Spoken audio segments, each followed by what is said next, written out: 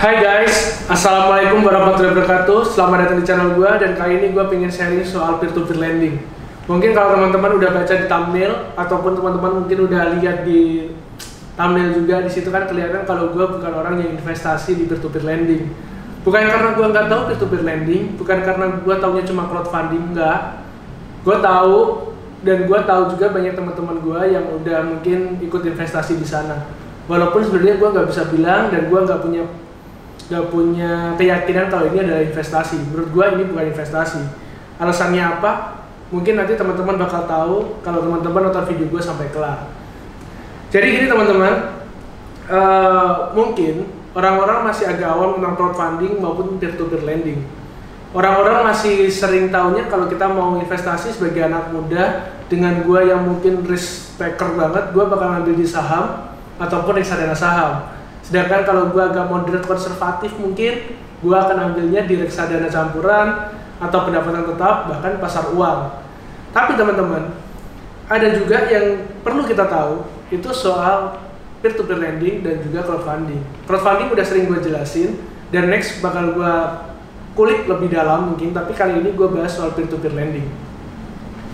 Jadi, banyak orang yang nggak tahu, nggak bisa bedain antara peer-to-peer lending sama crowdfunding. Bedanya gini teman-teman, kalau misalnya crowdfunding, kita menanamkan uang di suatu usaha, menanamkan uang untuk membuka cabang dan segala macamnya, kemudian kita akan mendapatkan proporsi saham sesuai dengan uang yang kita tanamkan, kemudian kita akan mendapatkan bagi hasil berupa dividen sesuai dengan kinerja daripada usaha tersebut. Misalnya kinerjanya bagus, mungkin kita bakal dapatkan persentase lebih tinggi daripada prospektus. Sedangkan apabila kita mendapatkan lebih kecil daripada yang ada di prospektus, kemungkinan usahanya sedang tidak bagus. Sedangkan untuk peer-to-peer lending teman-teman akan meminjamkan sejumlah uang terhadap usaha, baik itu UMKM atau perseorangan, dalam jangka waktu tertentu, dan teman-teman akan mendapatkan imbal hasil yang dihitung berdasarkan persentase dari teman-teman masukkan uangnya, dan itu sifatnya flat. Jadi sambil gua share nih teman-teman ya. Nah, di sini ada dua nih teman-teman. Ada dua site yang gua buka, website yang gua buka. Satunya Amarta, satunya Investri. Dua-duanya memiliki TKB yang bagus banget, di atas 95%. Kalau kita lihat Investri 97,93%. Sedangkan Amarta itu 97,98%. Jadi tingkat investasinya jauh lebih kecil dibanding 5%. Jauh lebih kecil di bawah 5% teman-teman. Jadi kalau kita ngomong antara peer-to-peer lending sama crowdfunding, tingkat resikonya seperti apa? Resiko crowdfunding jauh lebih tinggi dibandingkan teman-teman di peer-to-peer lending. Karena apa? Tidak menutup kemungkinan ketika kita menanamkan uang di suatu usaha, baik itu crowdfunding ataupun saham, usahanya bisa tidak berjalan dengan lancar, dan teman-teman pun tidak akan mendapatkan hasil baik capital gain maupun dividen. Teman-teman tidak akan mendapatkan hasil dalam mungkin beberapa bulan, atau mungkin sampai 1 tahun, atau bahkan lebih.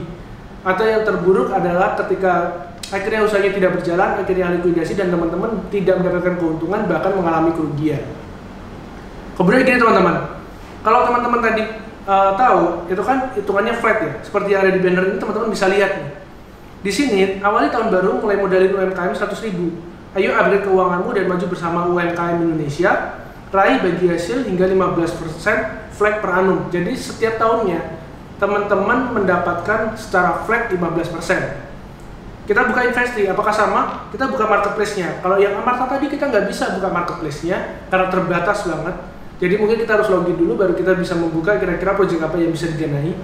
Kalau di sini kita bisa lihat nih pendanaan. Di sini teman-teman bisa lihat ada yang 18%, ada 19%, bahkan sampai 20% per annum. Tetapi masing-masing itu nilainya flat. Kita coba buka yang 20% deh, yang paling besar. 20% di sini ada PT Leot, dia itu di bidang konstruksi. Kemudian metode pengembaliannya pelunasan sekaligus. Jadi pelunasan sekaligus itu gimana? Jadi kalau teman-teman meminjamkan uang dalam jangka waktu tertentu, teman-teman tidak akan mendapatkan bunganya dan tanda kutip imbal hasil mereka bilangnya ketika waktu berjalan, tetapi akan mendapatkan di akhir masa periode peminjaman. Kalau di sini 143 hari, atau bisa kita bilang 4,5 bulan. 4,5 bulan. Nah, ketika 4,5 bulan, teman-teman akan mendapatkan modal teman-teman kembali dan juga pengembalian bunga. Kita bilang bunga ya. itu ketika akhir daripada masa peminjaman. Contoh, misalnya kita meminjamkan 100 juta, biar gampang aja sebenarnya. Kita hitung teman-teman. Maka kita akan mendapatkan 7.944.444 pada akhir dari hari ke-143. Apabila kita hitung, ini kan selama 4,5 bulan. Bagaimana kalau dengan 12 bulan, maka kita akan mendapatkan 20% per annum. Jadi tetap aja 20% hitungannya apabila kita hitung dalam setahun.